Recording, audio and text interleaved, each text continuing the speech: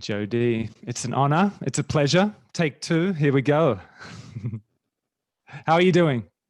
I'm doing great. Thank you so much for inviting me to come have a chat with you. It means the world to me. Yeah, I'm really excited to pick your brain in many regards, in many different topics. It seems like you have a lot of creativity. You're working on a lot of different things, but mainly your journey of biotoxicity and how this milk cleanse came about. So let's just dive straight into that and we'll see where the conversation goes. What was your journey of biotoxicity for starters? So when I finished high school, I went to college in upstate New York and got nibbled on by ticks, I'm sure a bunch of times, because I never grew up with any awareness. I grew up in Michigan and it wasn't really a thing in like the 90s, at least not in the suburbs of Detroit where I grew up. And after my first year in college, I got sick. And my, very pragmatic father kept being like, will you please stop going downtown and dancing until the sun comes up? And what do you expect? You're not going to feel good if you party all night. And I was like, no, you don't understand. I'm like a good kid. I just love music. I'm getting plenty of sleep. I'm not doing crazy things. And it turned out that I had contracted Lyme disease and probably, never knew it. I was hospitalized that summer. And for the next 18 years, I kind of was chasing why I didn't feel the way that I saw everybody around me feeling. And so what I ultimately learned after a very, very long process, and we can get back into it if you want to, is that I had contracted like 14 types of tick-borne illnesses. And I had exposure to toxic mold. And the combination of the two had just put me into a state that I was really struggling to thrive. And I made do. I'm like a total warrior and I can, make the best of any situation. So I was working hard and I was traveling a ton and I was, playing and building things. And a lot of people How did you keep your energy up? Did you just dig deep or were you over caffeinating or? Oh my God, so many ways. Yeah. I mean, like caffeinating and eating impeccably. I tried everything and I did it quietly because I didn't want anybody to know what was going on. So I'd work out even though, I could barely lift 2 pounds and things hurt and I didn't want to admit it, but I had to admit it. And I'd want to climb a mountain to see the view, but I'd be like on all fours and it was grueling.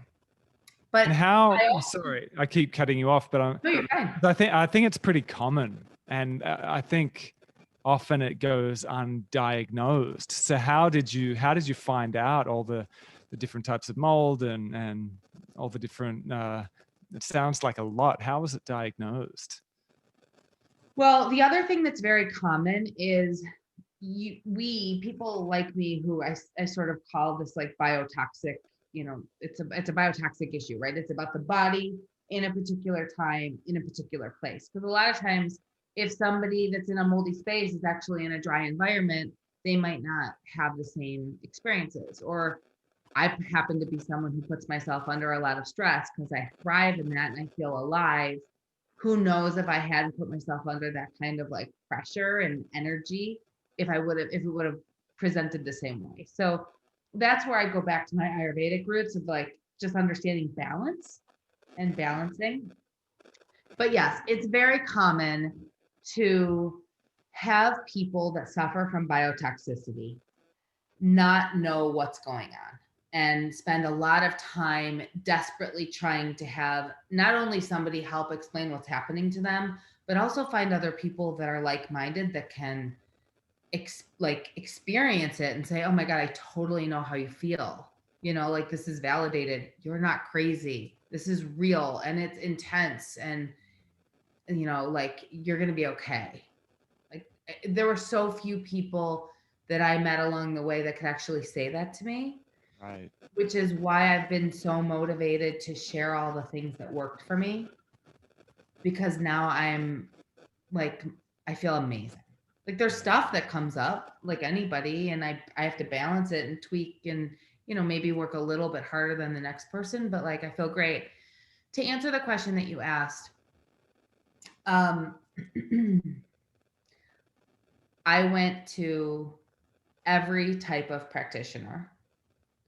I'm, like I'm like was born into the American medical universe, right? So I went to doctors and I went to experts and I got poked and prodded, and then I sort of uncovered this world of like naturopathic medicine and alternative medicine and a lot of the cool stuff coming out of Europe and the functional medicine systems, and sent parts of my body across the globe and mapped my entire system. Nobody could figure out what was going on with me. And I was just like, something's got to be there, but nobody knows, like the best of the best. And, these energy medicine experts and this person, and, it's like, it was endless. And I am an executive. I build businesses and I run businesses. And I remember I sat down one day and I was like, okay, if I was walking into a distressed company and I was going to try to figure out what was wrong with this company as quickly as possible so that I could efficiently use my, sword and cut out the stuff in the way and just get at the root and then rebuild, how would I do that? And I applied sort of a combination of like my atypical executive leadership, which is probably more about the design thinking process, to my medical situation. And I picked apart everything. I had tracked everything I did for years. And I studied it, and I looked at my crazy Dropbox, and I looked at the genetics, and I learned from this one. I made calls and I started putting the pieces together and ran some more tests and figured it out. Wow. I mean, well done. Thanks. And it sounds like it's being very helpful. And then how did you come into this milk cleanse? Really potent combination, it seems. So I, as I mentioned earlier, I was very secretive about my suffering because I, like many other people, never knew if I'd get better. And so I didn't want that many people to know what was going on with me, because I felt like if I wasn't going to get better, it didn't matter. Like I just had to put my smile on and do my best and be as strong as I could be. So I was at a dinner party at my best friend's house, who is also my partner in one of my beverage companies and our food scientist. And this guy comes up to me and he's like, hey, listen, I know what you're going through. And I've got this woman, and her name is Dr. Linda Lancaster. She's incredible. She's a naturopath in Santa Fe, New Mexico. And she does this thing. It's like an Ayurvedic parasite cleanse. You have to meet her. And I'm all like, oh, how does he know? How does he know something's wrong with me, right? I'm not like, oh, thank you so much. But ultimately, I was like, thank you so much. And I was like, drank milk for 8 days? What is this guy talking about? So I kept on with my journey. And ultimately, I felt bad enough to like call Linda.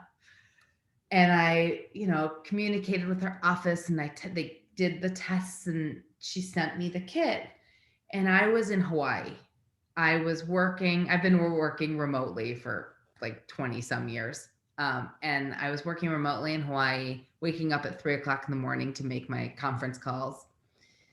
And I get the kit, and I'm chasing down goat milk here and a goat farm there, and camel milk is coming in, and I'm in the food and beverage industry, right? So all of a sudden, like everyone's like, oh, you got to try this milk and that milk. And I'm like at the post office every day waiting for my milk to arrive.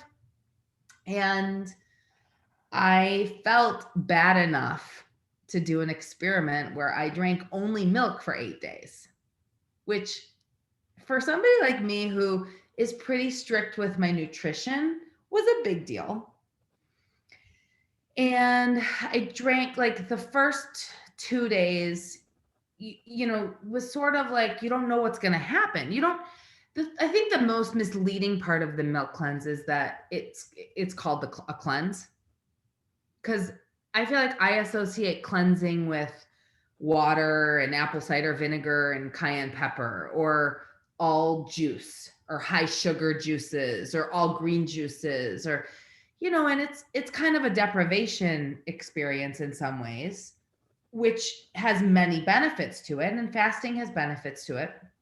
But when you think about 8 days of just milk, our minds in the society that we live in, we're like, who could do that? That causes inflammation. It's going to make me have a runny nose. It's going to make me feel gunky. Like, it's going to make me break out, right? All the normal things, except that you're taking these proprietary supplements every 2 hours with milk, and it balances all of that. And the milk is actually more of a mono diet than it is a cleanse, where you're getting this perfect blend of protein, fat, and carbs. And I think for a lot of people that have been following like more of the paleo type of nutritional programs over the past handful of years, especially people with chronic illness, who I think that works really well for, because they're eating more for balance than they are for longevity. It's a real psychological shift. So I'm drinking just goat milk. I'm taking my pills. I'm taking my therapeutic baths, which is like hot water with 32 ounces of apple cider vinegar or 2 big bags of baking soda. And by day 3, things have moved. Like, there's sort of an extreme movement that usually happens, and we're basically in the poop business at this point. And I feel incredible. I have like the most grounded energy that I had had in a very long time. My mental clarity was like acute. It was like crisp.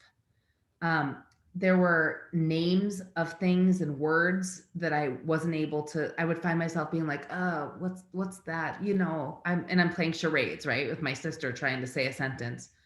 And I'm just able to, like, thoughts are matching my words. I'm at my pace again. My eyes cleared. By day 4, I was like, oh, I've got this.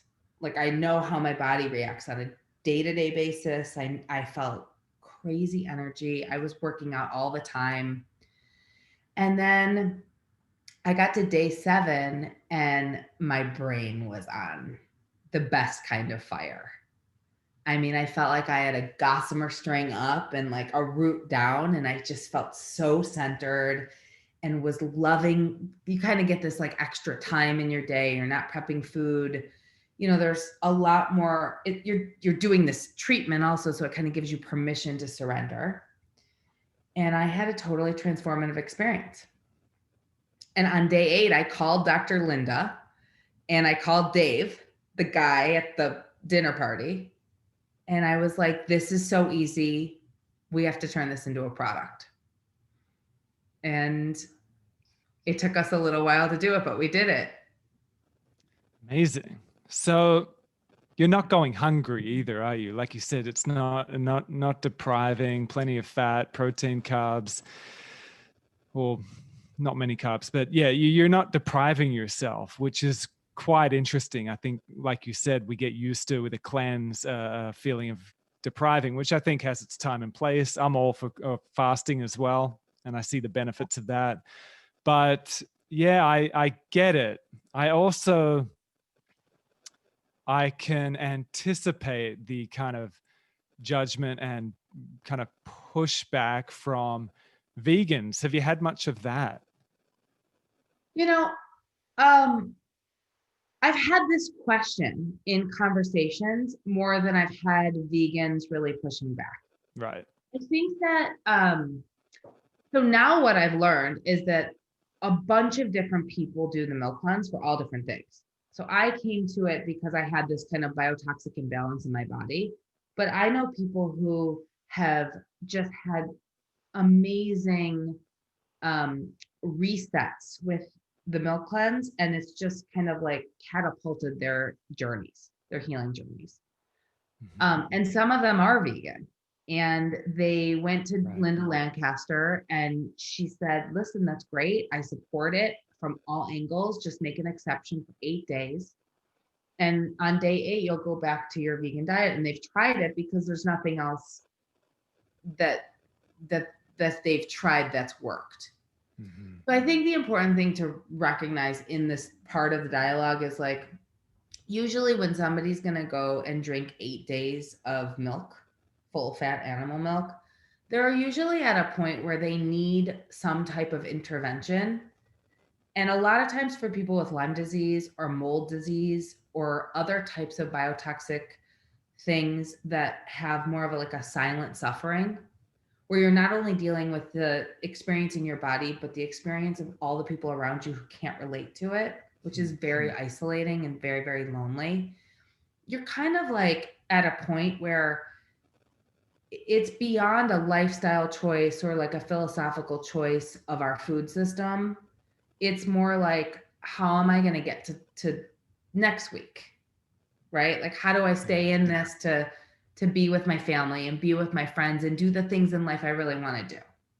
So I think it's an important thing. Like, that's usually the first cleanse. Once somebody does the milk cleanse, we usually on day 7, we get the like, can I live on milk? Could I stay on milk? How many days could I do this for? Because they feel so good. What's So your no, answer? well, I mean, I understand it. The longest I've gone is, I think I stayed on milk for 28 days at one point. So I tend to use it like at least 4 times a year.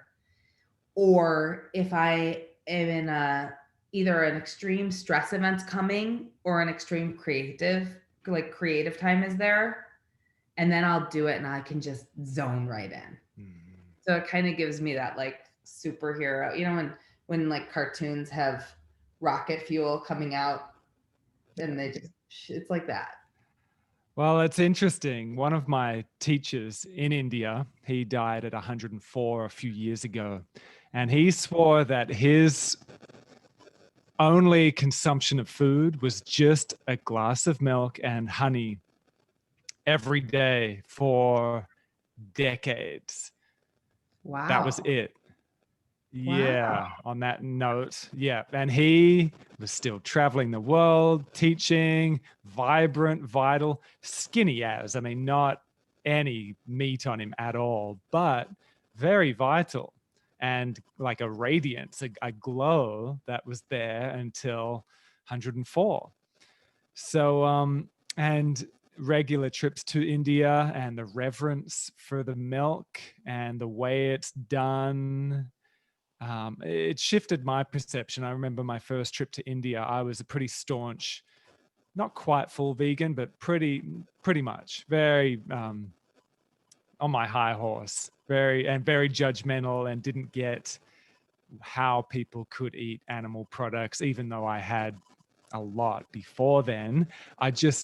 Which is pretty common, kind of found something that felt good and then felt very righteous in that. So this first trip to India, where I couldn't quite get the paradox of the reverence they have for the holy cow, yet they're all drinking the milk and the ghee and all of it. But after a little while, it did flip my perspective, seeing again the reverence they have for the animal. And it's not all factory farming, mass produced, overly refined crap. It's like straight from the animal, unpasteurized, and just that connection. So that helped me flip my very staunch, rigid, almost vegan, but very much vegetarian perspective of how could you just kind of take this milk from that animal, which was my perspective at that time, which pretty quickly shifted. It's like, it's amazing, all these companies that are emerging that are doing it well. They're doing it with integrity and it's good quality. You can get it and it hasn't been overly processed.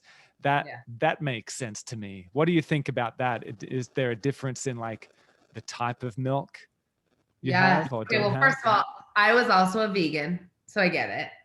And I was a vegetarian, and like I've been through all of that. So I really understand that. And one of the things that Dave, my partner that introduced me to the milk cleanse, said to me early on in my first milk cleanse, he was like, he's a wine connoisseur. He's like, get every kind of milk, which is why I was at the post office in Hawaii waiting for my camel milk delivery and my bison milk delivery and all these weird things. I love goat milk. I'm a big proponent of goat milk. One of my favorite parts of like this whole journey right now, social media is a really beautiful tool for the milk cleanse specifically, because we have this 8-day milk drinking experience where people are really sharing their stories. And one of our friends of the brand who did her first milk cleanse this year and is like a big part of our community now, she rented a goat for the week. And she chronicled her experience with the goat and got all of her milk from her goat in Maine. There's other people who are so excited to feature the farms, and they're going every day to pick up their milk from the farms, and they're meeting the goats and they're meeting the cows. And I happen to be the type of person where I'm like often in the middle of 1,000 things, and I really rely on Instacart and delivery grocery. I don't know if that's a big thing there, but like here, especially in the middle of this pandemic, I like dial it in, and all of a sudden I'll be like, oh, my friend is starting a milk cleanse. I'll drink milk with them. And I have Meyenberg goat milk delivered, and I love it, and it's consistent and it's great. And it's like, it is pasteurized, and I'm totally good with that. However, I am a very, very particular eater. And when I eat animal products, they have to be, super clean.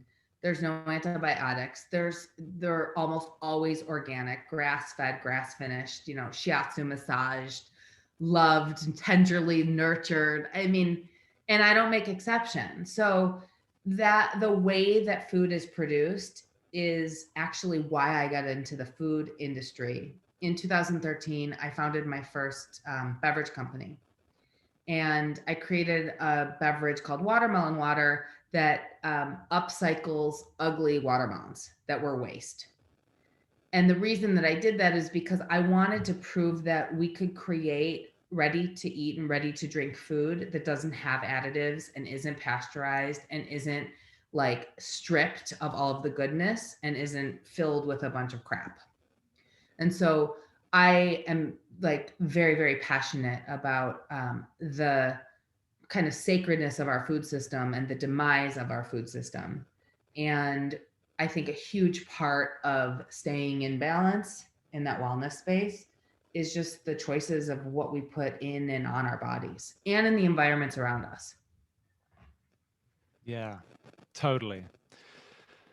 It's a big shift. It's a big shift from where we've been, and obviously we have needed to. And this whole pandemic period, I mean, it's shined a light on so many aspects of our humanity that's been very imbalanced, but that reverence for our food providers, I mean, it magnified that big time. Something I know I took for granted, of just being able to go down to the supermarket and get my food. It's always there. And then all this, or the button, like you said, just click and press, and you've got it the next day almost.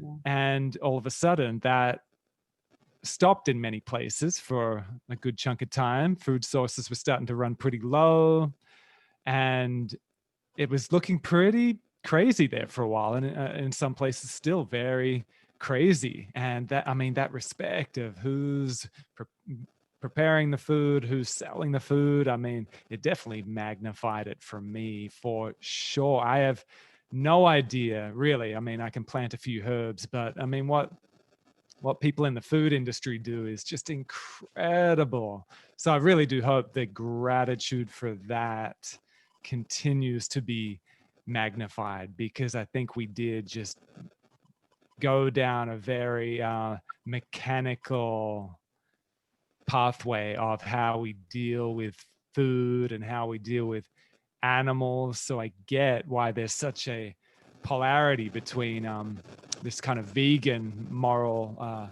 idea and then the whole other polarity of the factory farming and really not connecting with the animals at all on that level. So yeah, where do you see that all happening? Being in the food industry yourself, do you see it shifting, or where's that all going? You know, there's a lot packed in there. So I share the like awareness around the supply chain, especially right now.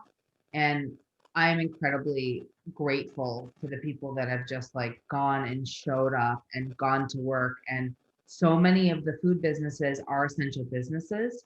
And a lot of people have put themselves at risk, and the truck drivers who are driving refrigerated trucks like around countries just to, you know, continue the food supply. It's really amazing. I happen to know the intricacies of it a little bit more, but I think now that we're all almost, you know, buying 100% of our groceries at grocery stores, we're a lot more clued into it. On like, where do I see it going? I mean, unfortunately, I feel very lucky because, can you hear me okay? Stuart?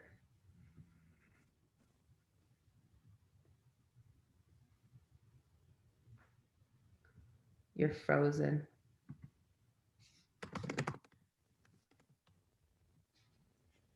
Is it getting glitchy on your end? Yeah. Now I can hear you. I just wanted to make sure we were together.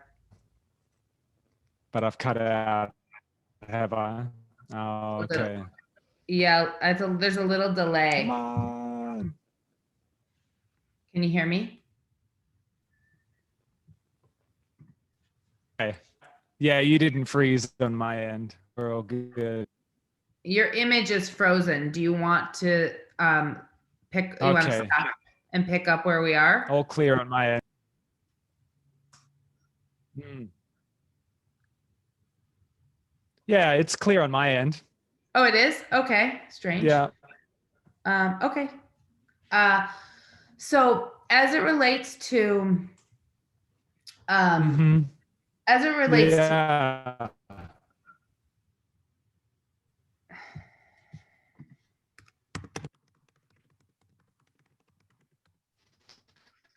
so as it relates to the food system at large, I think that there's a huge disconnect between what people have access to, especially in this country.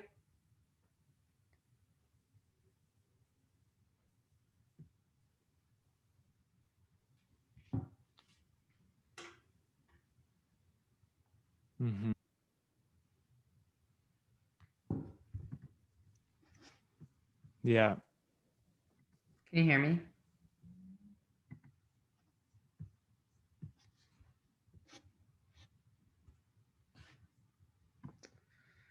I don't know what to do.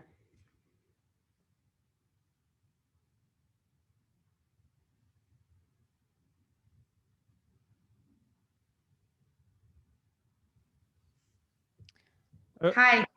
Hello. Okay. There was like a 1 minute delay. Can we pick back up where we were? Yeah. Yeah. I'll Okay, just cool. edit it together. It's all good. Okay, great. Perfect. Okay, yeah, because it was like, it wasn't working. Okay. So as it relates to the food system at large, I think that there's a huge disconnect, especially in America, and I think everywhere. And I really believe that clean food is a social justice issue that's not really being addressed. And so I think I feel incredibly fortunate that I'm in a position where I work really hard, and the thing I spend most of my income on is like doing things to nourish my body and stay in balance, because I love working. And so when I can optimize my system, then I can do what I love. and I can share it with as many people as possible, right? And help them find that same thing. And so for me, like, you know, I'm one of the lucky ones. Like I get to look at organic produce and I can taste fancy snacks and I can, you know, dream of new products, and I happen to have the resources to go and make them, meaning teams of people and manufacturing partners and things. But there's a lot of people out there that are not in the best of health, and they're not living in a system where they have access to clean food. So I think that that's very problematic. And I think a lot of the big food companies, at least in America, and many of the ones that I know globally, are really trying to make an impact. They understand that people are paying attention. People know more about what staying in good health means. People have much more understanding about the wellness of our bodies and our longevity. And they are now demanding that the products change. And so I don't think it's something that we'll see overnight, but I do think that there are more and more options globally of cleaner and cleaner products. And I think that applies to everything, including, you know, the meat industry. Although when it comes to like commercial meat and dairy and things like that, it gets creepy really quickly. Mm-hmm. Thank you for sharing that. Yeah, it's interesting times on many fronts, including that.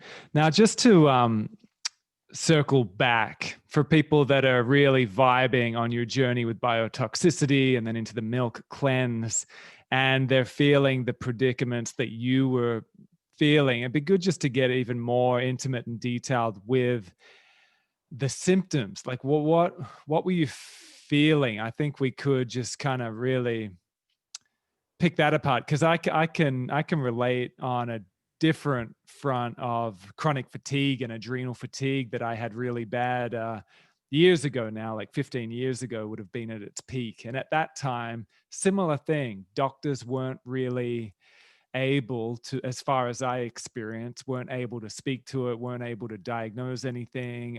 It just didn't seem right on the money with that. So I found naturopaths and natural healers and nutritionists to finally get to something that made sense to me, and then something that helped me heal, which sounds similar to your journey with biotoxicity. So what were you feeling? Just you described like achiness and fatigue. What anything else that people can kind of relate to if they're going through a similar thing? Yeah. So I felt really bad. And I'm a real like positive person. So I didn't love admitting that to myself. And I find I'm going through that right now. I'm going to answer your question, but I'm easing into it. Yeah. I mean, it was all the stuff that you would expect. So I was exhausted, and I couldn't like run around the way that I used to, and I would sort of expire. So my energy would go from like everything to nothing really quickly. But then there were a couple more acute things that were going on, which were the catalysts for me really committing my time to figuring it out, because I knew I didn't want to live my life like that. And the biggest one for me was I couldn't remember anything. So I would be next to my brother-in-law, and I'd find myself going, hey, okay, wait, hold on. It's got to be there, right? Like, and I'm looking for the name Ryan, and it's just not there. And I lived in New York City for a long time, and I'd be going home at night, and light sensitivity was a huge thing for me. And I happen to be obsessed with my eyewear. I have a very large eyewear collection. I'm a designer, and I geek out on eyewear. And I have a pair of sunglasses that are really black, and I'd carry them around with me. And in the middle of the night, I'd put them on because there's so many lights in New York. And it was like brake lights and front lights and street lights and neon signs. And I would just find myself like this, just trying to like get myself home because my eyes hurt so bad.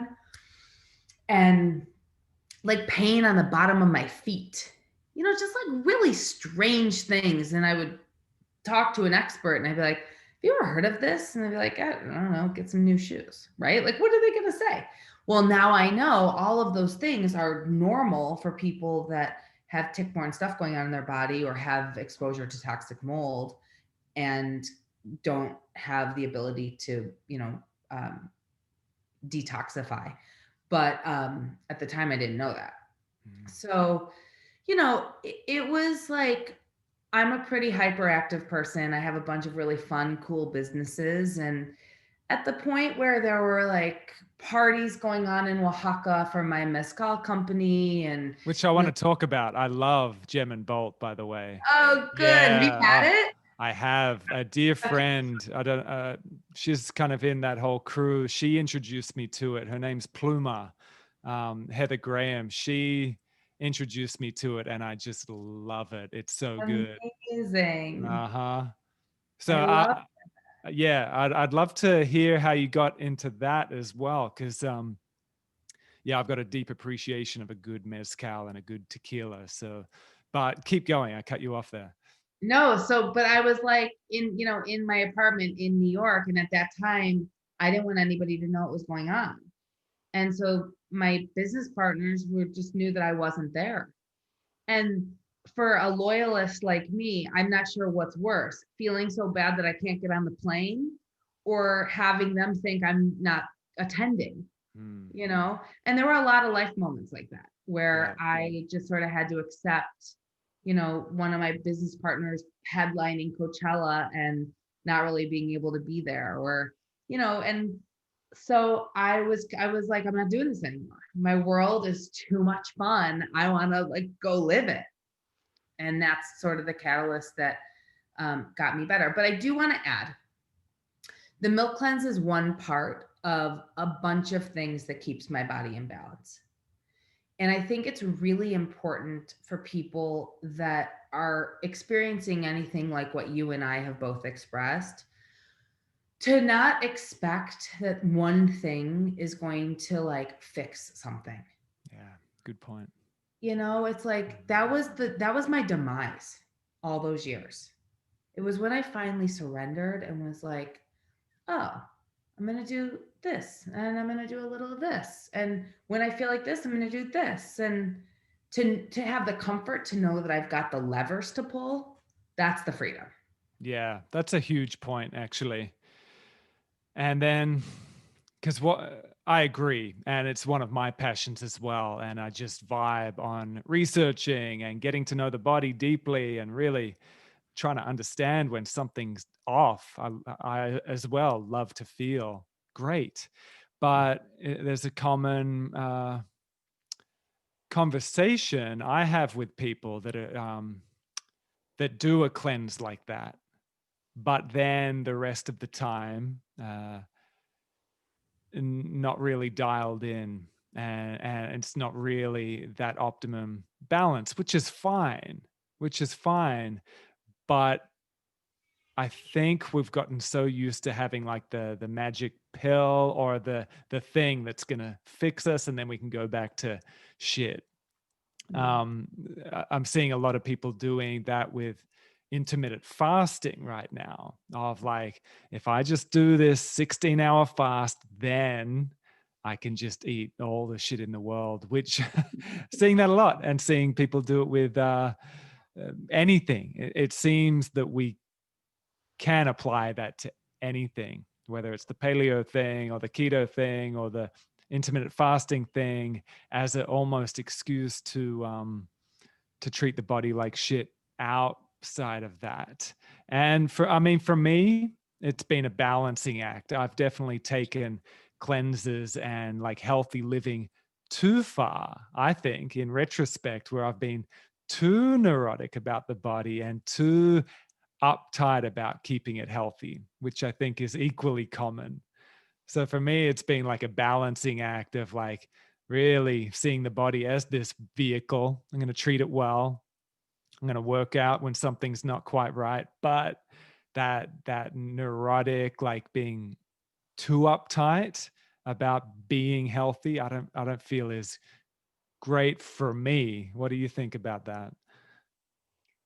I think that some personalities need the extreme. Right. So I happen to be more of the person where I'm like, okay, if I'm gonna do this and I'm gonna eat like organic veggies and clean protein and this amount of fat, and it's got science. I have to be all in order to do it. It's not that it's sustainable. It's just the way my personality is. But what's really interesting about this moment, I feel like because our sense of time just got jostled. So all of a sudden, everyone got like, the turntable screeched and time just got elongated, right? This crazy pandemic has put into perspective all the things that we're grateful for, the things that are actually important, the things that aren't important. And there's this weird, cool, new patience with time.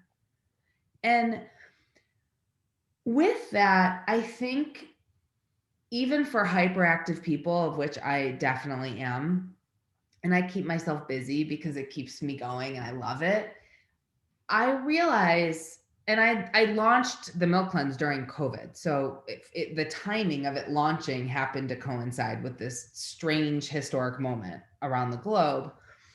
But it's made me really aware that the milk cleanse has taught me something. And that is, everything doesn't have to be an aggressive intervention.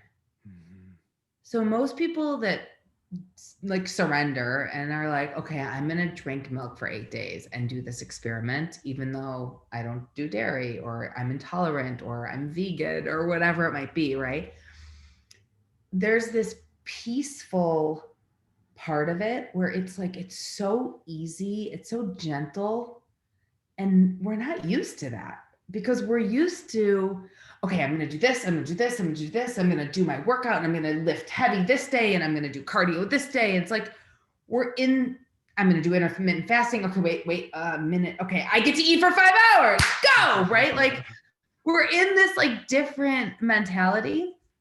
And so one of the things I keep really thinking a lot about is just the gentle side of healing and the gentle side of like balancing lifestyle. And for someone like me who moves as fast as I do and like guns as hard as I do, it's been a really amazing balance. It's almost like that tantric balance of masculine and feminine, kind of like brings you back to it. So I don't think there's anything wrong with having the disciplined personality that's more like, I'm all in, especially if you're committing to drinking 8 days of only milk or doing something else that's an extreme experiment. But I think I support it more when it's an experiment rather than like a way of living. Right.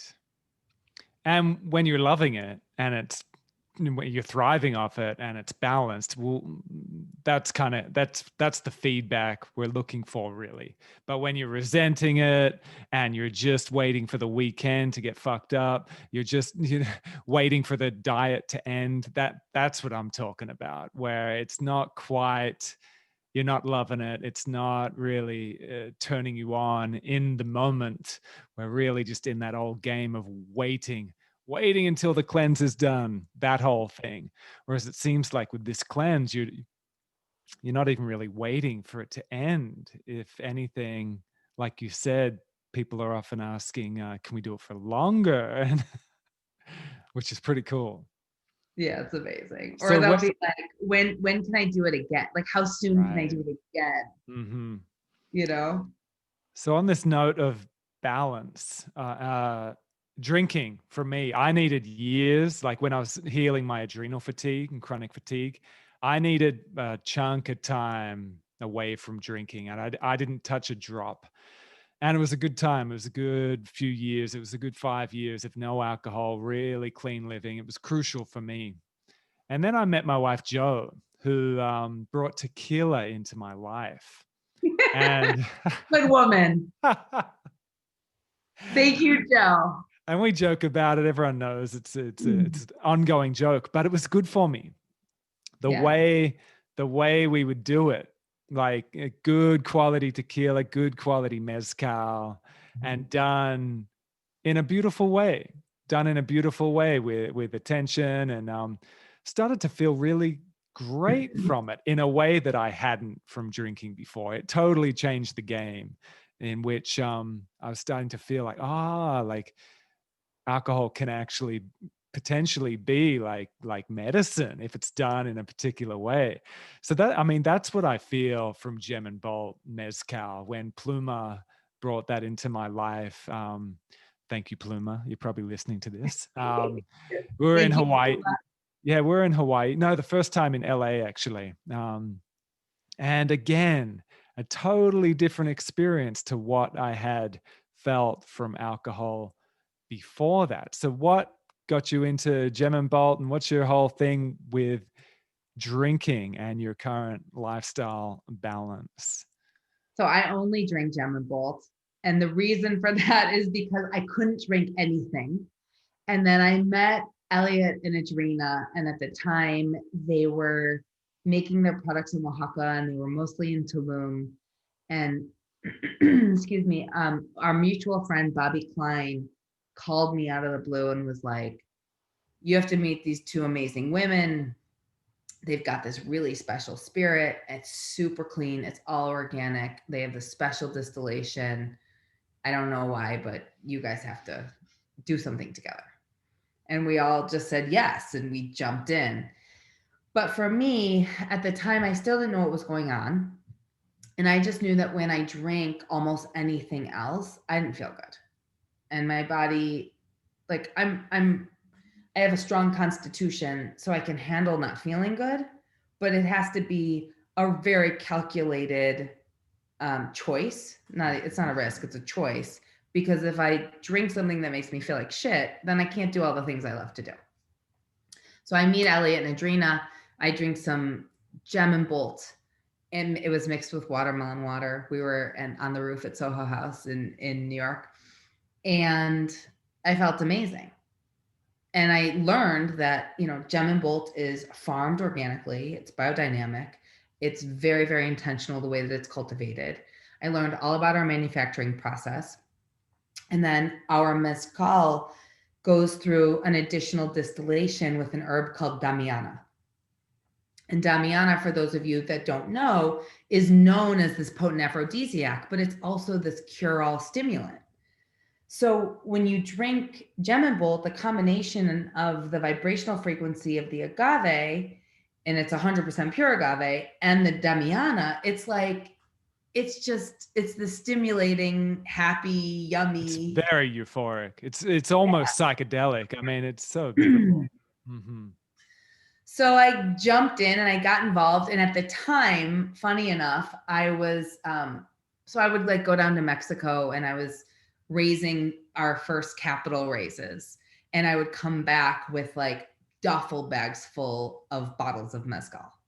I mean, I have stories of being in the luggage carousel at JFK with beautiful hot pink dyed textiles, and the smell of mezcal and hot pink dye running, across the floor as I'm trying to get out as quick as possible from the global entry aisle. But I would bring it back, and I would be sharing it with our potential investors, and our investors, it was the only thing I was really drinking.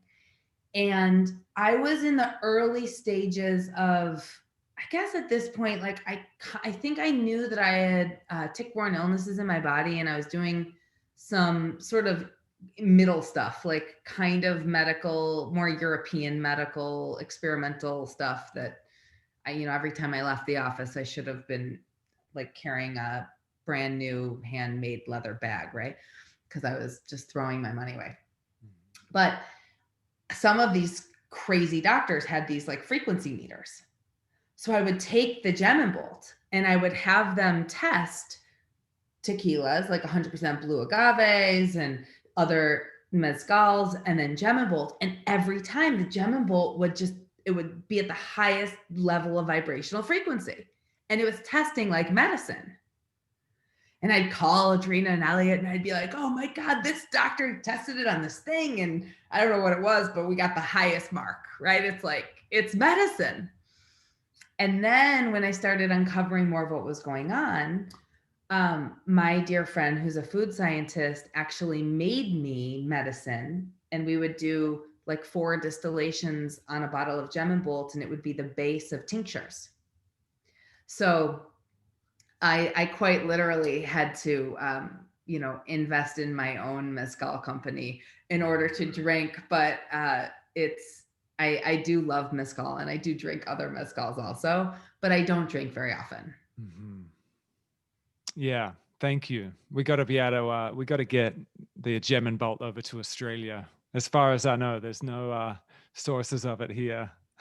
We should make that happen for sure. We should, because it's our favorite as well. And when we have experiences with, like, really tune in with it with other people, they feel the same thing. There is definitely a vibrational potency to it that totally agree. And because we can't get the Gem and Bolt here, we kind of have become connoisseurs of all different types of mezcal and tequila, and almost become snobbish with it, like, because you can feel the difference between a good one and a shit one, and even the mental state and the feeling afterwards. But yeah, that's our go-to as well. It's amazing. Let's get it over to Oz. Quick smart. Okay, we'll do that together.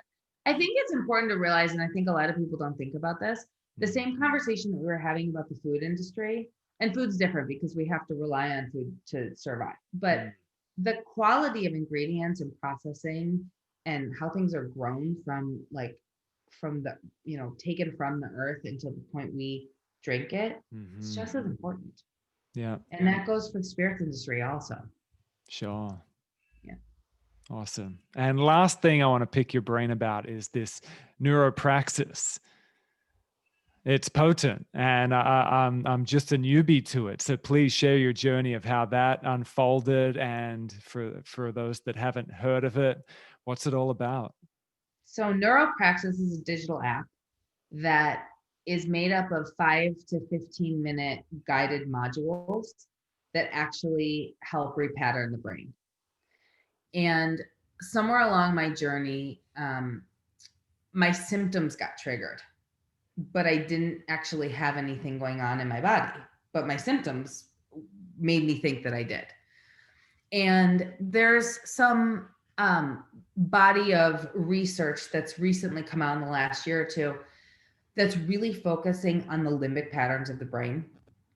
So an example that most people could relate to hearing about is like somebody, let's say a diabetic, has to get their foot taken off, or they lose a limb.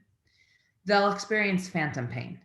So they'll still feel the pain that was in that leg before it was removed. And the reason that we feel that phantom pain is because our brain loops. There's these limbic loops in our nervous system. And most people that practice meditation or practice different types of guided mental visualizations get to the point where they're relaxing the body, they're resetting the sympathetic and parasympathetic nervous system, but they're not actually navigating into the different parts of the brain to try to rewire them. So I was going through all these weird things, and I was very frustrated because I, at the time, didn't have this tool. So it would freak me out, right? I'd have like all of a sudden back pain or joint pain, and I didn't know where it was coming from. And for anybody that's listening to this, I'm sure that they can relate to the idea that like when something flares up and you don't know what the balancing act is, you kind of are like, oh, no, please, like, did my good streak end? Right? And very synchronistically, I came across this incredible woman named Lisa Wimberger, and she's now my business partner in NeuroPraxis. Lisa has a profound story of her own. She years ago was suffering from like debilitating seizures, and nobody could figure out what was going on with them. And she would be like in the emergency room with the worst of the worst things happening. So she actually committed her life to retraining her brain.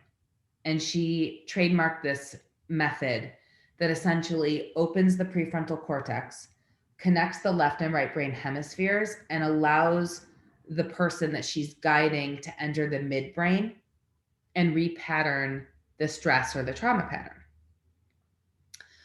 So I found her. I was like, oh my God, NeuroSculpting is amazing. NeuroSculpting is the name of this system, and she has an institute and her whole body of work. She has a bunch of books. You can look her up on Amazon. She's incredible.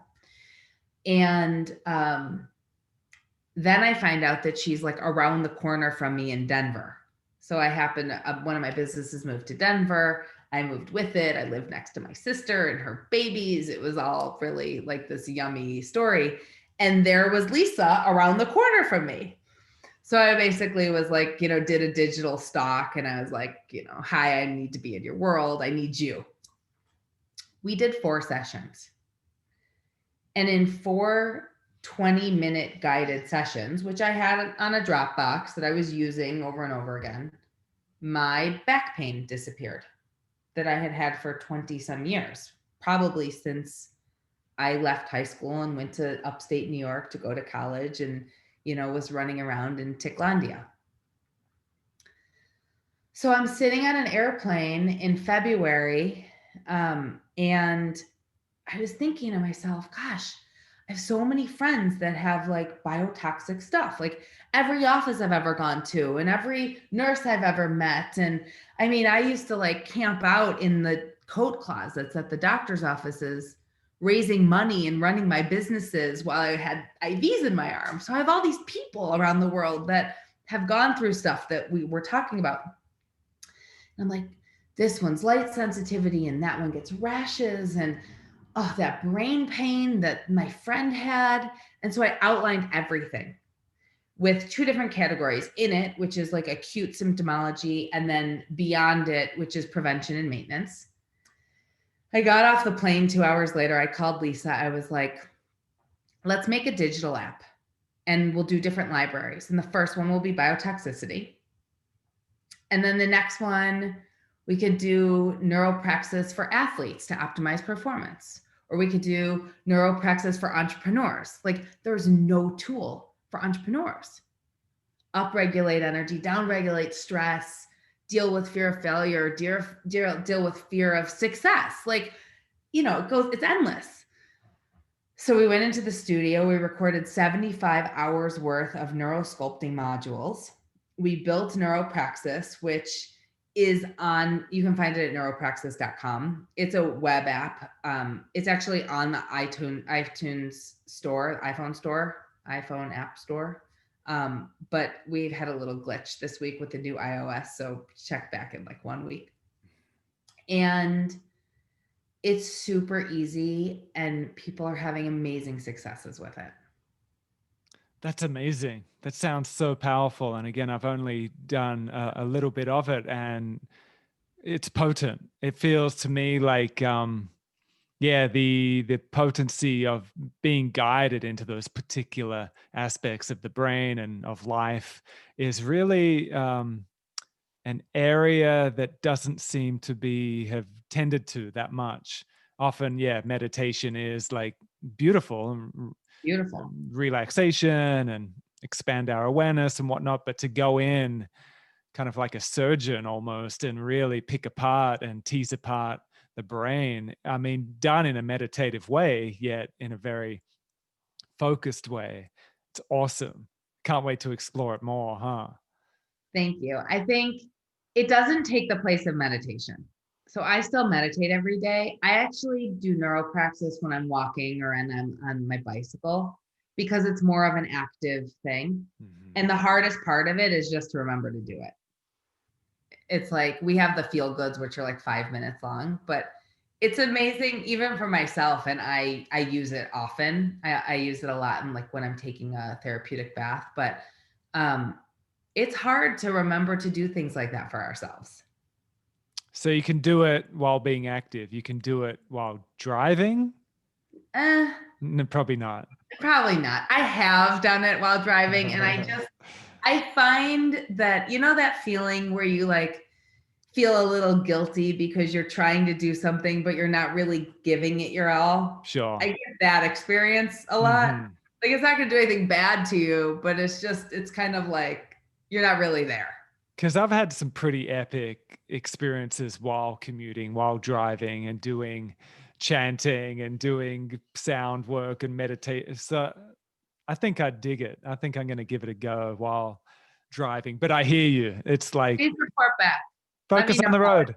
Because, yeah, like because a big part of what we're doing is like finding the yoga, like in the moment, in the traffic jam, in the conversation, in the illness, in the kind of in the shit of life, not just in the good stuff of life. And what a perfect thing. Like if you're stuck in a traffic jam, could just plug on the radio and stress out, or could do some of that mind exploration, which I'll report back. I'll give it a go. I highly recommend the anxiety module for that moment. But the cool thing is, so all through the summer, Lisa and I have been part of a Twitch channel called Abracadabra. And Lisa's done a bunch of custom NeuroPraxis modules that are less for biotoxicity and more for just like general lifestyle balancing. Right. And a lot of opening the prefrontal cortex is a sort of imaginative space. So these like kind of whimsical visualizations. And so if anyone that's listening goes to SoundCloud and searches for NeuroPraxis, you'll find all of the talks on the brain and the free NeuroPraxis modules that are more like less biotoxic focused and more just like general feel good lifestyle focus. Cool. I can send you that link if you want to share it. Yeah, I'll put a link below and people can just click right on it. This has been amazing. You're really dialed into some great stuff. Anything else you want to share with our listeners, with our viewers? Just, I think that this moment more than anything else is like that reminder of finding the things that work for you, and that no two things ever work for one person. And what one person eats, another person doesn't, and what one person drinks, another person might not like. And like, I think that that's the most important lesson when it comes to just healing and feeling good and living well and feeling that sense of freedom that comes from like being healthy, is just finding what works for you. And Stuart, it sounds like your journey has been exactly that also. And I think that that's what's so inspiring about, you know, your story, and that you've shared with me tonight too, because I think it's just a reminder that, you know, we have to find the language and the frequency that works for each of us. Yeah, totally. And just to further speak to that, like it feels like a little microcosm of other stuff going on in the world as well. Like we see so much diet wars. Of not, this is what works for me, this has got to work for you, and it almost becoming religious in the most toxic form, these diet wars we've seen. Yeah. Which then we zoom out into the culture wars and other religious wars and political wars. I mean, so it's almost like our lifestyle choices, our dietary choices, is like a little micro version of that. Like really tune into what wakes us up and gets us vital and balanced, but it's not going to work for everyone. So, and I've definitely succumbed to that, of being very, very self-righteous and judgmental when I've found something that works for me and I want everyone to do it. It's pretty, it's pretty polarizing, and people don't dig it, you know, but it's very seductive to be right. Well, I think a lot of times it comes from that place. I mean, people call me and they're like, I don't feel good. You look like you feel so amazing. You look so healthy. Please help me. And I'm like, yeah, this is why I've made these things. Like, here, I have these things. You should do them. And they're like, well, I'm not going to drink milk. I'm like, okay, so don't. I did that, the whole no milk thing, with that eye roll and the snarly face for like 3 years while I sat with the kit near me and learned about all these weird milks. And then I finally did it. And now I do it. It makes me feel amazing. So I get it. Like, I think that, I had my best friend in second grade, and I had a little argument a couple weeks ago because she was like, everybody should be eating this way. And I'm like, but that's assuming that everybody is super healthy like you are and eating to optimize their life. And they're eating for longevity and they want to be 100 years old. I'm just trying to get to next week and make sure that like my brain is clear and I can work out with my amazing fitness trainer sister and keep up with the twins running around me. So it's all context. It's all context. Beautiful, Jody. Well, all the best. It's a big week right now, especially in the States, but the whole world.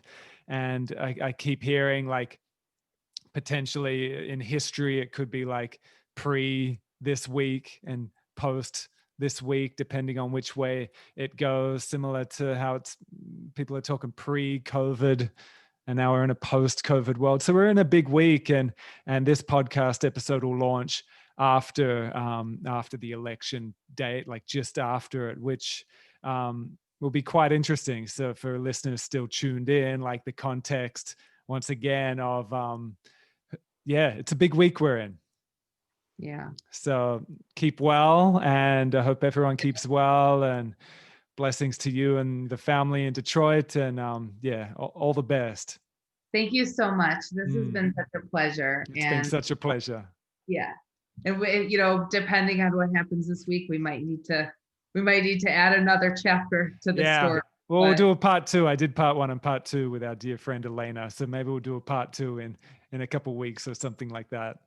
Yeah, I'll make sure to get a bottle of Bolt to you, and we can both be drinking together. We'll either drink milk or Bolt, one of the two. Whichever way it goes, huh? We can put on a NeuroPraxis module and sit and stare at each other. It'll be unprecedented. We can do it all. Maybe we can stretch it out and do all 3. Perfect. All right. Much so love, much fun Jody. to be continued. Thank you, Stuart. Take care. Bye. Bye. Bye.